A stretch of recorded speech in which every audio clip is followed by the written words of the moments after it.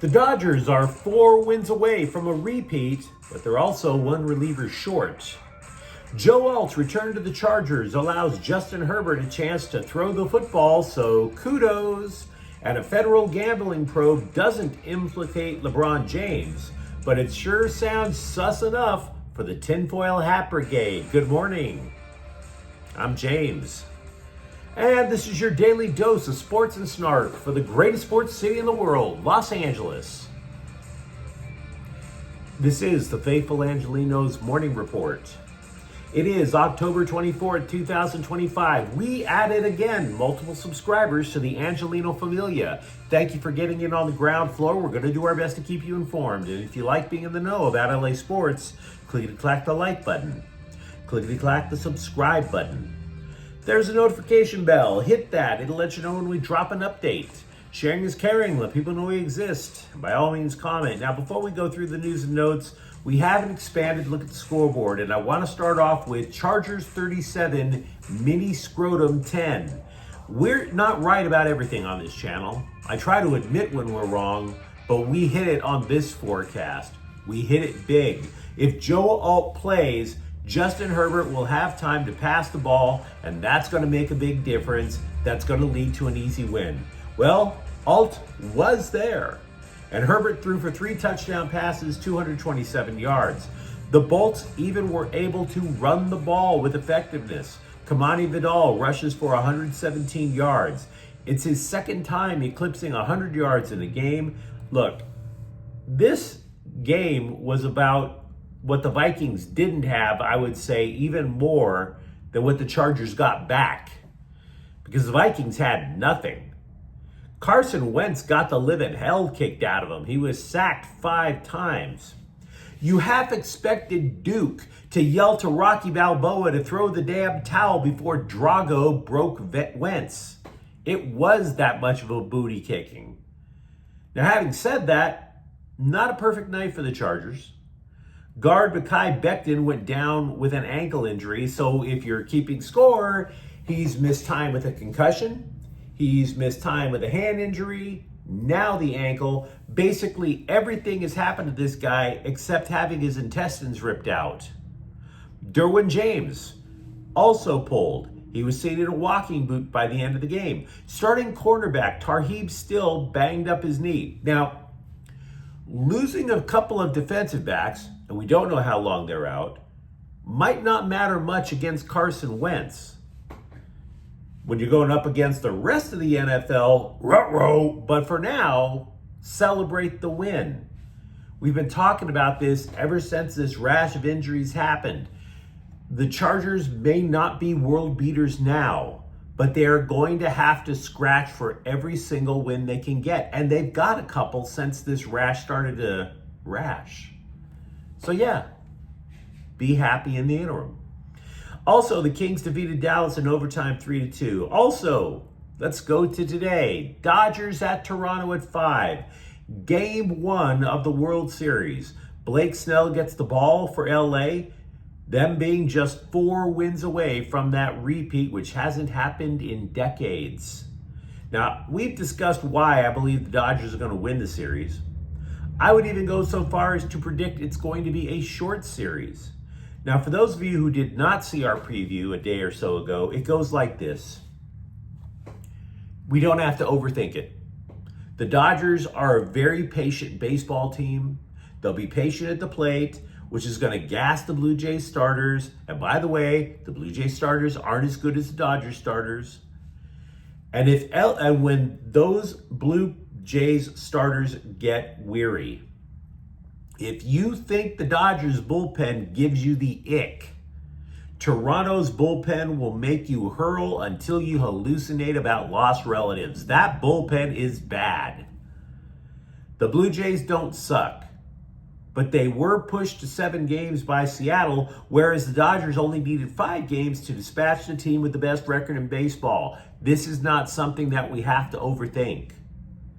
There may be a little bit of rust going into tonight's game, but the Dodgers are on a mission. They have won 9 of their last 10. And we'll talk a little bit more about the series in moments. As for the rest of the schedule, you've got mini scrotum at the Lakers at 7, Phoenix is at the Clippers at 7:30. Now what do you say we get to the news? You know, with the holidays approaching, it's never too early to deeply hug the conspiracy theorists in your life. Because what passes for their mind, you and I, the holidays come, we dream of family times, we dream of Thanksgiving dinner, children, loved ones enjoying presents.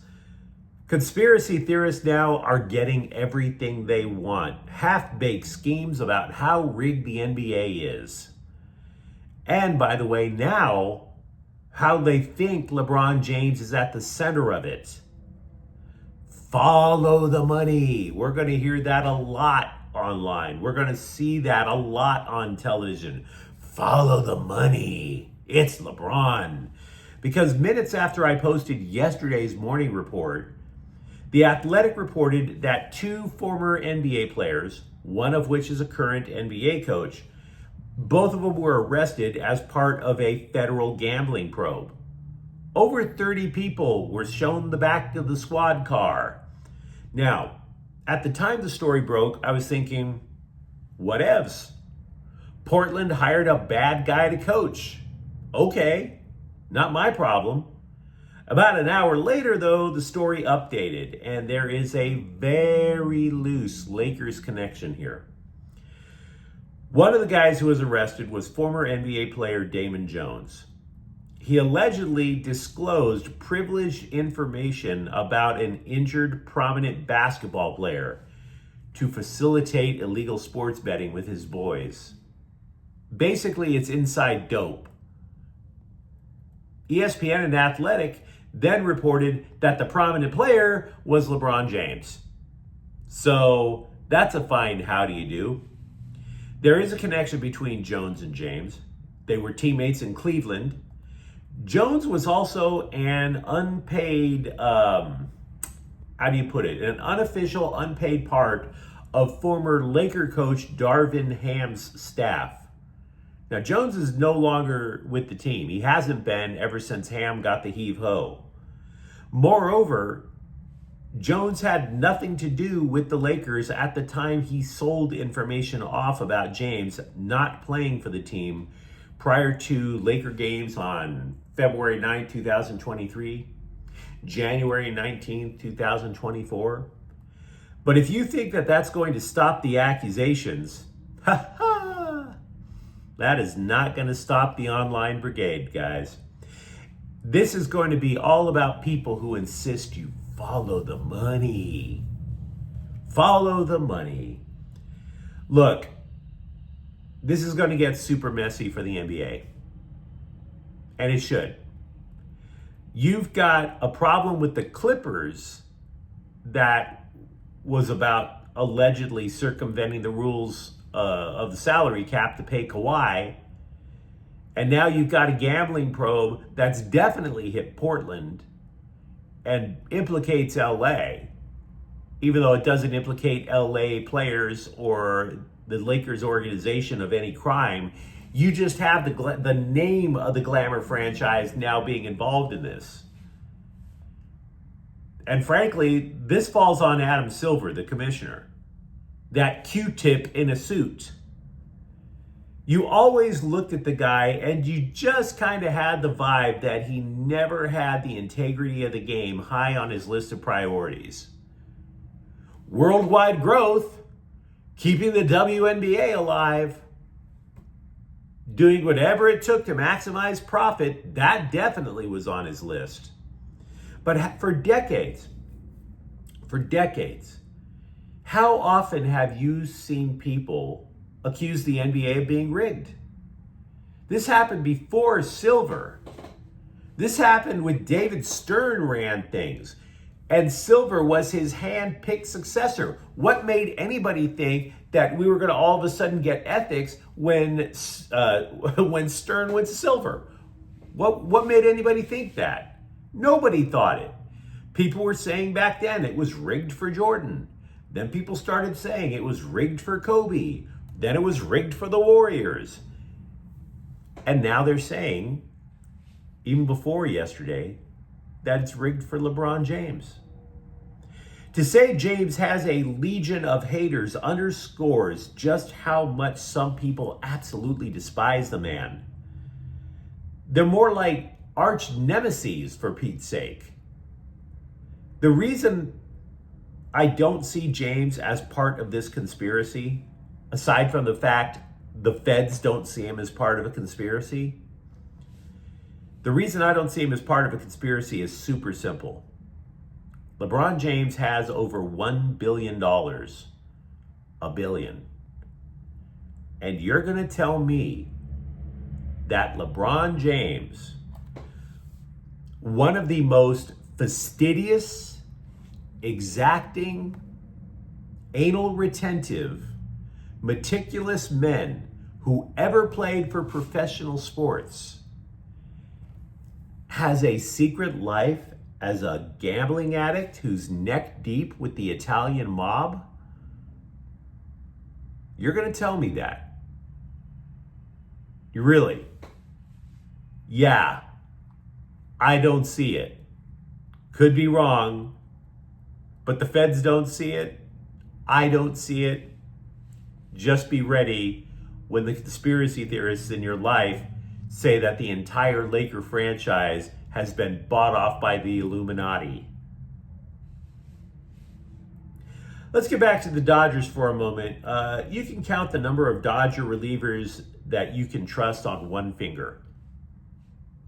And now you may as well sever that finger and throw it off the Santa Monica Pier because Alex Vesia is dealing with a personal matter. We don't know exactly what it is. TMZ reported that Vesia's wife is Prego. Whether this means anything about her, that would be complete speculation. We can honestly say that it has to be a legit reason to not be with the team if you're going to miss games in the World Series, if not possibly the entire Fall Classic. To say Vesia is the best bullpen option that didn't start the season in the rotation, yeah, that's kind of accurate. He posted an ERA of 3.02 this season. He struck out 80 and 59 in 2/3 innings.